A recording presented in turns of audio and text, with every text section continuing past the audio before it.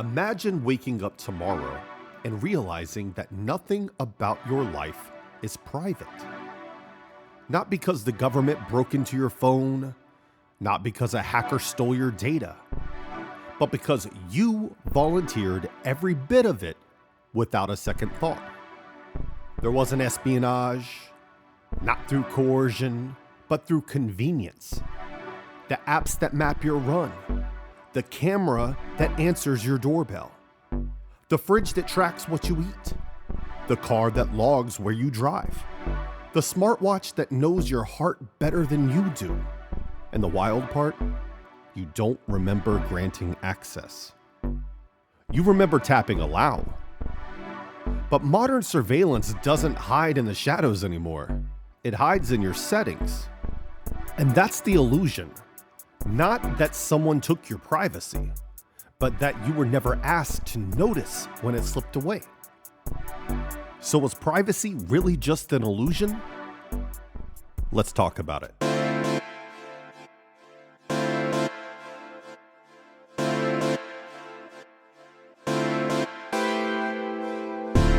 Hey everybody, welcome to Midweek Sitrep, your bi-weekly briefing on national security and the forces that shape it. My name is Jerry Fowler, and I'm your host. Every other week, I give you the context you need to see what's really going on so you can stay mission-focused. Today, we dive into the privacy illusion, how surveillance didn't arrive through force or fear, but through design. How convenience became the most effective surveillance tool ever created. How everyday technology quietly reshaped power, control, and influence. And why the most consequential national security shift of our time isn't happening in secret facilities or classified programs. It's happening in plain sight, inside the systems that we use every day. This is surveillance by convenience, and what it reveals about who really holds power in modern life. Let's get to it. Most people believe that they still have privacy. They think that they're safe because they've never gotten a notification saying your data has been compromised. They use long passwords and two-factor authentication. They, quote, don't have anything to hide. And they assume privacy is some kind of default setting in a free society. But here's the uncomfortable truth. Privacy today isn't a default. It's a deal. And most people don't realize that they agree to it. We aren't being coerced into surveillance. We walk right into it because it makes life easier. We choose smart devices that listen, loyalty apps that track, free email that scans, location services that follow, virtual IDs that catalog us. Not because we distrust privacy, but because convenience feels harmless. That's the brilliance of this system. Surveillance doesn't need force when it has convenience. It doesn't need threats, secret police, or hidden cameras. All it needs is a beautifully designed continue button. And this is what makes the privacy illusion so powerful. It's not built on fear. It's built on frictionless design. Systems engineered to make disclosure feel natural, normal, even helpful. This episode is about that power exchange. How we've shifted from fighting to protect our data to voluntarily surrendering it. Because the world has taught us that convenience is worth the cost. We think we still have privacy, but what we really have is the feeling of privacy. And those, they're not the same thing.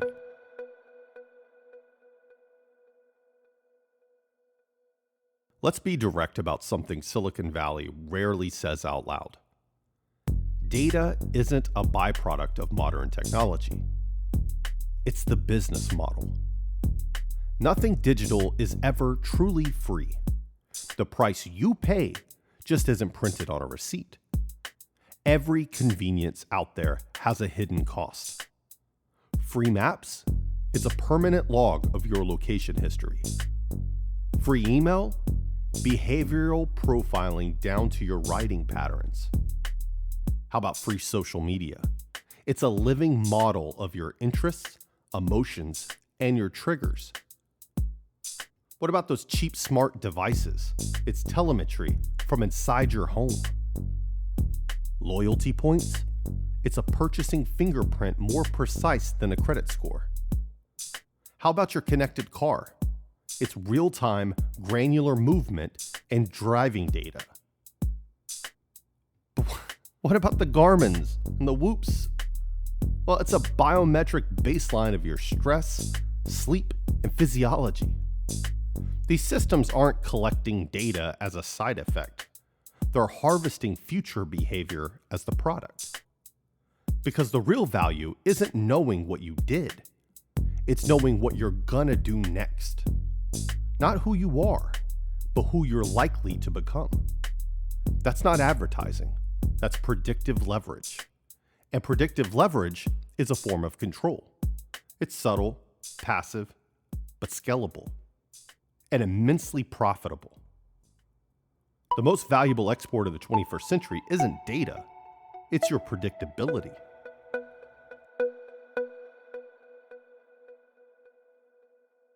Now, this is where things get uncomfortable.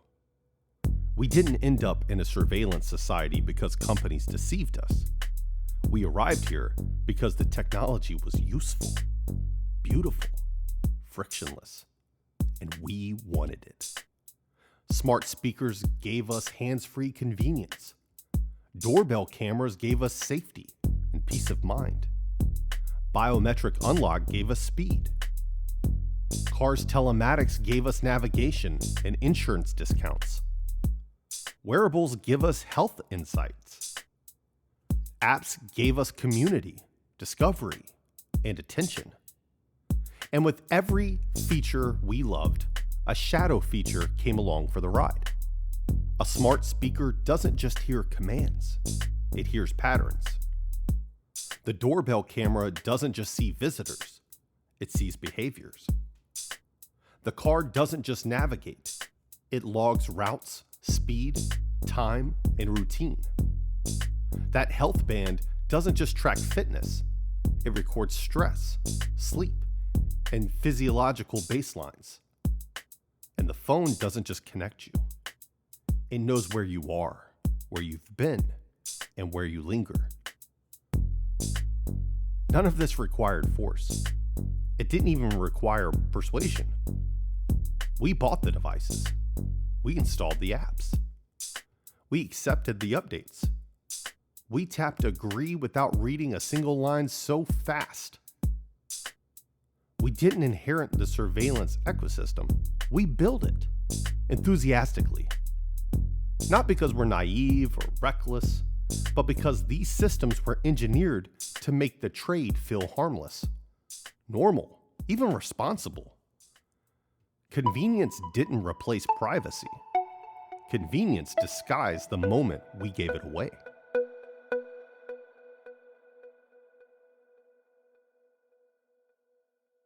Let's be clear. This isn't about paranoia. It's about incentives and what happens when vast amounts of data already exist. In the modern world, governments don't need to build sweeping surveillance programs from scratch. They don't need to plant bugs or tap wires because private companies already operate systems that are more detailed, more scalable, and more precise than anything the state could deploy on its own. And this isn't theoretical. Law enforcement agencies have purchased location data from commercial brokers without warrants. Connected car data has been used in criminal investigations, reconstructing routes, speeds, even whether a seatbelt was fastened. Doorbell camera companies have built formal partnerships that allow police to request footage at scale. Ad tech data has been used by the Department of Homeland Security to analyze movement patterns near borders and sensitive sites. Genetic genealogy databases have been used to solve cold cases decades after the fact. None of this required spies. None of it required secret backdoors or classified orders. It required something far simpler: terms of service. the quiet agreements we accept in exchange for convenience, often without reading, often without thinking about where the data might eventually flow. This is where the everything is national security lens becomes essential. Power no longer concentrates only around laws or weapons or borders. It concentrates around choke points, not political choke points, digital ones. App stores, cloud platforms, identity providers, data brokers, analytics firms, consumer devices. These aren't just tech services. They're modern infrastructure, the ports, pipelines, and shipping lanes of the digital world. And when control comes from infrastructure, it doesn't feel coercive. It feels routine, administrative, normal. That's the pivot point. Control in modern life doesn't always arrive through force or law. Sometimes it arrives through architecture. Systems designed for convenience that quietly becomes systems of visibility. This is the corporate government loop. Not a conspiracy, just the predictable result of incentives, access, and a world built on data.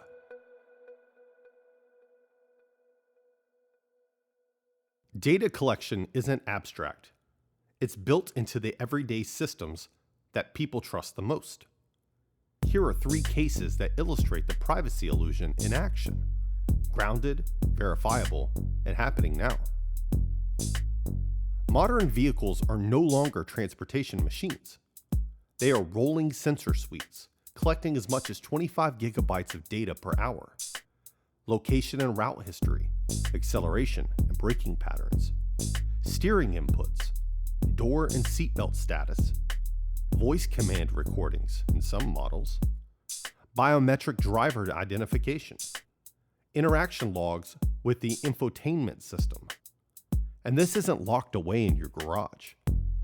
Multiple automakers have acknowledged sharing driving data with insurance companies to adjust rates or assess risk, law enforcement when provided with legal requests, third-party data brokers depending on the model and service agreement.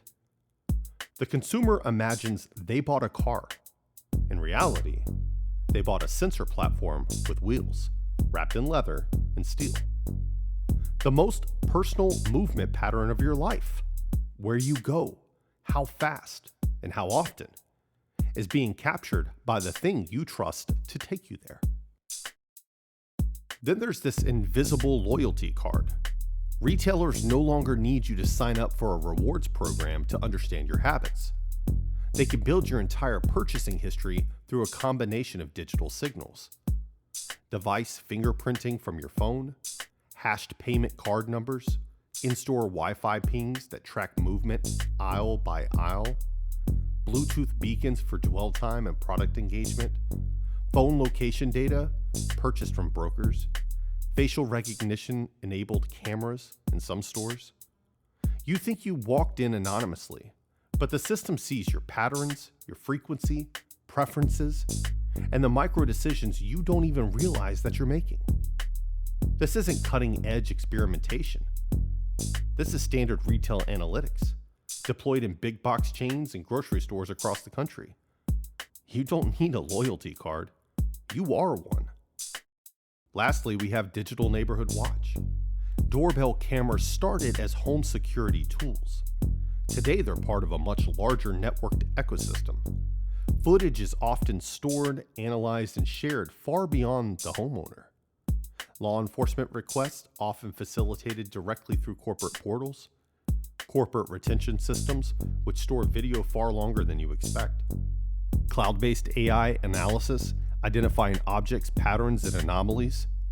Third-party access during maintenance, troubleshooting, or integration. Data sharing agreements you may have consented to without noticing. The homeowner believes the camera belongs to them, but most of the control sits in the cloud. Servers you don't manage, algorithms you don't supervise, and policies that you don't set. Doorbell cameras created a new kind of neighborhood watch, one that's always on, always recording, and not always governed by the person who installed it.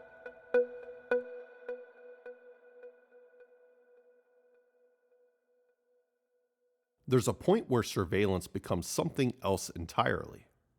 Passive surveillance is dangerous. Active surveillance is transformative.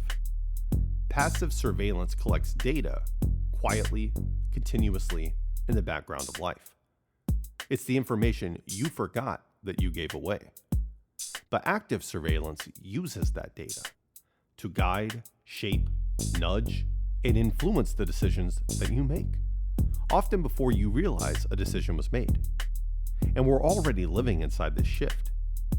Maps automatically reroute you away from unsafe neighborhoods, shaping where you travel and what you avoid. Apps predict your next purchase and surface products at the exact moment you're most persuadable. Insurance companies adjust your premiums based upon your driving, your steps, even your sleep. Employers monitor keystrokes, mouse movement, camera presence, and activity metrics to measure productivity. Smart devices push notifications that reshape your diet, exercises, bedtime, and habits. Then there's social platforms that tune identity, outrage, belief, and belonging with algorithmic precision. None of this feels like surveillance. It feels like personalization, safety, optimization. But personalization is just a softer word for steering, nudging you toward choices you didn't fully choose. And steering is the essence of power. It's the quiet transformation of data into influence, and influence into control. Surveillance collects data. Control uses it.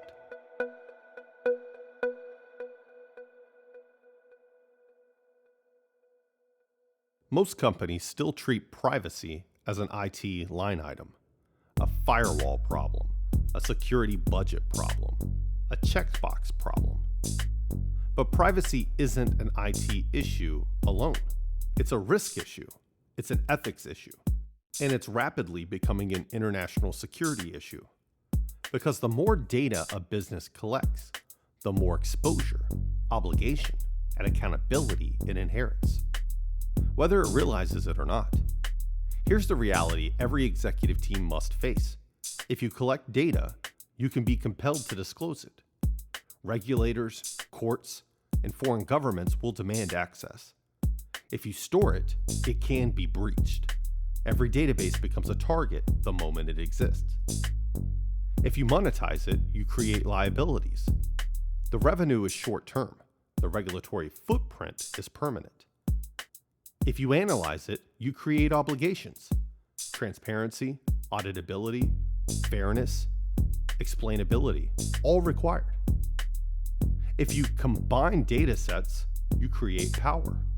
And power always attracts scrutiny from governments, competitors, and the public. This is the new strategic tension. Data gives companies leverage, but it also gives them responsibility and risk. For some businesses, data is the competitive edge. For others, it becomes the single greatest vulnerability they carry. So modern companies must ask a deceptively simple question. Do we control the data? Or does the data now control us? The answer will define whether a business thrives in the coming era or becomes a headline, an investigation, or a cautionary tale for the future.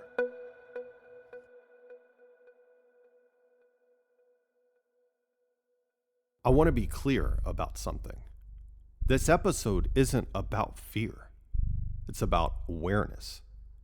Because surveillance, by convenience, isn't just collecting data. It's quietly reshaping the fundamentals of modern life. How we move throughout the world.